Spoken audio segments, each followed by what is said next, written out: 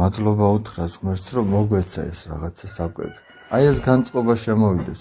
ანუ ოჯახში იგრძნობოდეს, რომ ღმერთი სუფევს, უფალი სუფევს, ღმერთი არსებობს იქ და შეიძლება ყოველ წუთში ღმერთზე არ ველაპარაკოთ ბავშვს, მაგრამ ის გრძნობდეს, ჩვენს მოქმედებებში ის გრძნობდეს. ახლა მაგალითად აი პაპა არ იყო მორწმუნე, მე ბოლოს ისწავლა ეკლესიურის და ეზიარებოდა, მაგრამ ყოველთვის ეს იცოდა, რომ სანამ საქმეს დაიწყებდა, იტყოდა, გაჩერდებოდა და იტყოდა ღმერთო, შენ გვიშველე.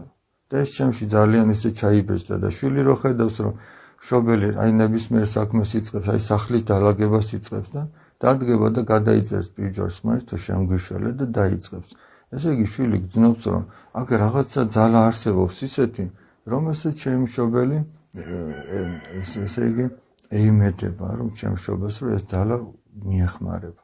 აი ეს განწყობა თუ მე საღამოთიც მადლობა რო უთხრას ღმერთს, რომ მადლობ, რომ ესე მშვიდობით მოვედით ამ საღამომდე და ღმერთო მშვიდობის დილა გაგვიჩენ.